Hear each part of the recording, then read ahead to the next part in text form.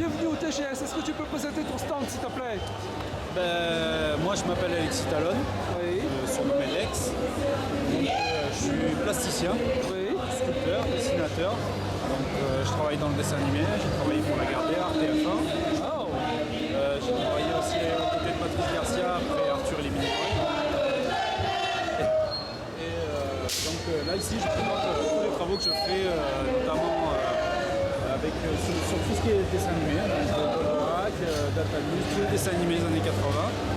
Je suis en ce moment en train de préparer quelques projets avec la Toei, avec René Borg aussi. On est en train de préparer un dessin animé sur le foot, de façon un peu au-dessus des tomes. Donc, et notamment aussi avec les Nooks. Oui. Je prépare un manga Oui. qui s'appelle Golem. Il est totalement dans le style graphique des années 80, 70-80. Donc en fait, on a excité ce projet parce déjà on est dans une période où on est totalement dans le revival. Oui. Et à la fois pour faire découvrir aux nouvelles générations le style qui était celui qu'on aimait quand on était gosse, et pour ceux de notre âge qui ont envie de redécouvrir ça, on est parti sur une idée originale, tout en gardant le style graphique des mangas des années 80. Et donc toi tu es plus animation par ordinateur ou gouache? Qu'est-ce que tu préfères le style? Traditionnel. Ça coûte plus cher. Ouais, mais c'est beaucoup plus agréable parce qu'il y a un contact direct avec le papier, la peinture et tout ça, et technique traditionnelle. C'est quelque chose en plus qui commence un peu à se perdre. Oui. Donc c'est quelque chose que j'ai envie de préserver, quoi. Mais Ça après, m'empêche pas de travailler par exemple à certains moments suivant les commandes avec Photoshop, avec les outils modernes. Mais c'est vrai que tant que j'ai le choix, j'utilise l'aquarelle par exemple là. Voilà, travaux traditionnels à l'aquarelle. excellent. Voilà. Donc ça c'était pour des costumes que je préparais pour un gars qui travaillait à la Toei en tant que cascadeur, Oui. qui avait son projet à lui de Sentai. Donc je lui avais préparé quelques costumes.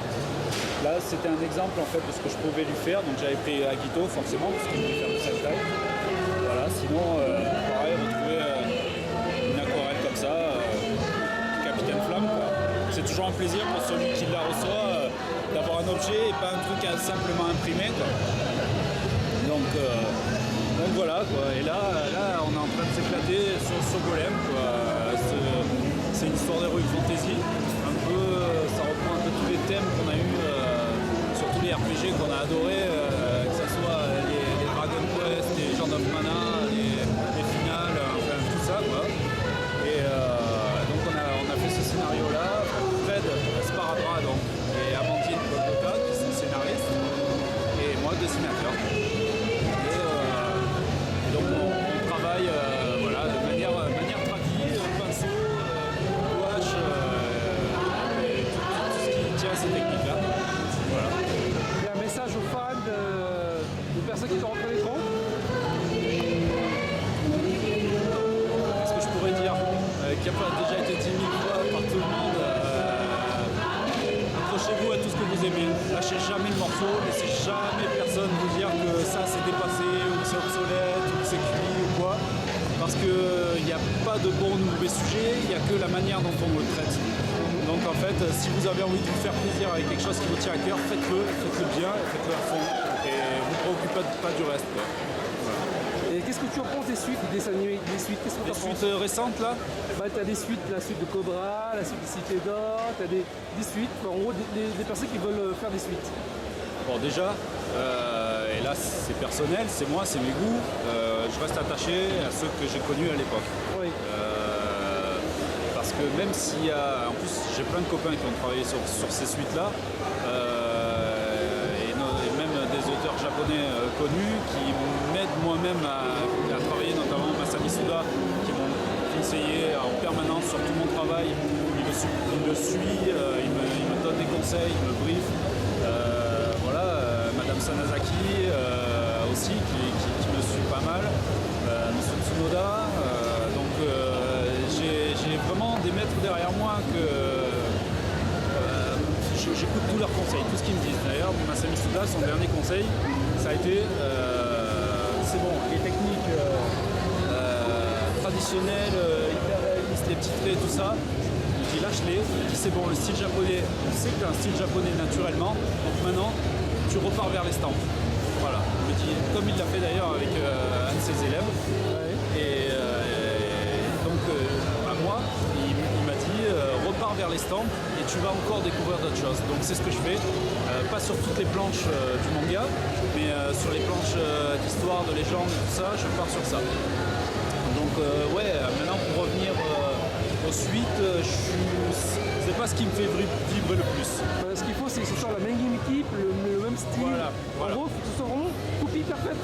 Voilà, Mais c'est ça. pas la suite remise au goût du jour. C'est ça, adapté pour un marché actuel, adapté pour ceux qui sont sous-traités. Adapter à l'animation, mettre la 3D. Je suis... Ouais, voilà. Non, ça c'est des excuses, on va dire, marchandes pour vendre au plus vite et produire au plus vite. Donc nous faire croire que c'est obsolète, les anciennes techniques, je suis absolument pas d'accord. Les anciennes techniques coûtent cher, mais ça mérite de le faire, quoi. La qualité, moi je remate aujourd'hui un épisode d'Ulysse ou d'une série et j'en prends plein la figure, quoi. Exactement. Ne serait-ce que par rapport à ce que l'épisode transpire, il y a une aura, il y a quelque chose. Aujourd'hui, j'arrive pas à le retrouver. Alors est-ce que c'est parce que j'ai passé le cap et que je suis attaché donc, à mes anciennes séries, ou est-ce que c'est parce que c'est vraiment froid? Moi, pour moi, j'ai l'impression des fois d'avoir un plat surgelé.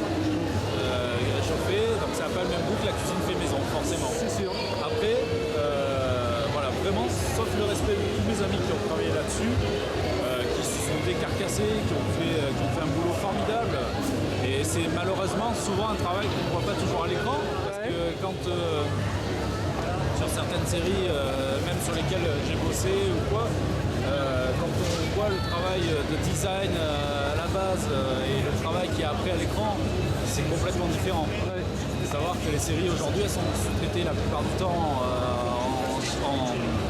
Corée ou en Chine ou quoi, fait par des gens qui des fois ne connaissent même pas le sujet, qui sont des équipes de 70 gars, voire plus, sur chaque scène, c'est l'usine, quoi. Donc oui, économiquement, c'est rentable par rapport aux productions, aux chaînes de télé et tout ça, c'est beaucoup plus rentable pour eux. Maintenant, est-ce que c'est vraiment ça l'avenir? J'en sais rien. J'ai pas la réponse. On verra bien. On verra bien. Et en ce moment, il y a aussi la mode des remasterisations. Par exemple, on a eu la bonne claque de Cobra qui était remasterisée. On a vu avant et après la remasterisation des couleurs vives. Là, c'est la bonne claque. Oui, parce qu'en fait, le dessin reste le même. Oui. C'est juste qu'on a enlevé le grain. Alors, après, c'est toujours pareil. Il y a ceux qui diront, moi, je préfère que ça reste dans son jus et garder l'aspect, la patine, on va dire. Mais en même temps, il y a le fait qu'on découvre aussi les coups de crayon. Moi, je sais qu'à la maison, sur mon écran, je regarde, je redécouvre les dessins de Sugino, et là, je prends encore une fois une gifle. Donc, c'est pour dire, des fois, je me demande s'il ne suffirait pas juste de remasteriser certaines séries et de les rebalancer. Je pense que ça pourrait faire du mal à des productions en cours. Cobra, ça fait mal, mais sauf que les Cités d'Or, ça fait moins mal que prévu. J'ai acheté l'édition Blu-ray et de l'ancienne série. Oui, et on voit plus les coups d'eau de Barcelone, c'est poussé. Ben ouais, peut-être, ouais, c'est ça. Alors donc ça revient au coup de la patine. Les Cités d'Or, c'était peut-être une série qui méritait de garder tout son grain. Sans trouver les masters d'origine, mais pas gommer à fond les détails. Ah oui, je vois. Oui, c'est comme utiliser Photoshop et désaturer à fond. En gros, c'est trop de... quand ça bouge, c'est tout quoi. Faut mis un filtre trop puissant quoi. Ouais, donc ça, forcément, non. Je pense qu'il faut quand même garder le juste milieu et pas gâcher le dessin d'origine. Il faut le mettre en valeur, pas l'effacer quoi. Bon, sinon, ce qu'ils ont sorti récemment, c'est le DVD, le Blu-ray, Il était une fois l'homme, avec la version remasterisée, et avec la participation des internautes qui ont participé au financement. Ils ont pris par rapport à la pelage d'origine, pellicule d'origine, image par image, ils ont numérisé, ils ont nettoyé, ils ont tout refait, ils ont recadré, c'est vraiment une remasterisation. Non, en plus, ça, c'est vraiment, les Têtes une fois, c'est des dessins animés, mais importants même pour l'éducation des enfants, quoi. Que ça soit l'histoire, l'espace, la vie. Moi, mon fils, je l'ai élevé avec tout ça, quoi. Bon, entre autres, toutes ces séries-là aussi, mais Il était une fois, devrait être dans tous les programmes scolaires, quoi. C'est clair. Voilà. Et ton rêve, ce serait faire quoi ton rêve? Mon rêve, Ouais. déjà, mon rêve, je l'ai bien touché du doigt, on va dire. Ouais. Je suis super heureux de la vie que je mène, quoi, honnêtement. Mais on va dire, si j'ai encore un autre rêve, ça serait de voir plus de projets encore, mais faits même par d'autres, réalisés dans cet esprit-là, dans l'esprit du respect de ce qu'est un dessin animé. Ouais. Lors d'une discussion que j'avais avec René Borg, on tombait d'accord, le dessin animé c'est une responsabilité, c'est pas un business. Donc pour moi, ça sera fabuleux quand j'allumerai la télé et que sur n'importe quelle chaîne, je tomberai sur un programme de qualité concernant l'enfance ou quoi, sur l'animation. Dès qu'on quittera ce truc de... Bien sûr, l'argent c'est important, bien sûr il en faut pour vivre, il en faut pour générer toutes ces industries. Ça serait stupide de dire le contraire. Mais il ne faut pas tomber non plus dans l'extrême. Il faut trouver le juste milieu à tout ça, quoi. Donc je pense qu'on est en bonne voie. Parce que je ne suis pas le seul à penser comme ça. On est très nombreux. Je pense que toute notre génération, tous ceux qui sont dans les festivals, on se connaît déjà depuis des années et on tombe tous d'accord. Et je pense que ça va générer une bonne énergie pour faire découvrir ça aux autres générations et même aux productions en cours. Ça va les faire réagir. Ça les fait déjà réagir, ça je le sais. Voilà. Et en ce moment, il y a aussi à la mode des adaptations en film live, le film live de Cobra par Alexandre Aja, le film live des Cités d'Or aussi. Donc deux gros projets quoi. Ouais, des gros projets. Moi j'encourage de toute façon tous ces projets-là, surtout que c'est fait par des Français. Je veux dire, c'est des Français qui ont ces initiatives. Fan de la première heure aussi. Il faut les soutenir, il ne faut surtout pas les enfoncer. Après, avoir quelque chose de parfait, c'est impossible. Il y aura toujours des défauts, on ne peut pas plaire à tout le monde. Mais il faut soutenir tous ceux qui ont envie de générer des projets.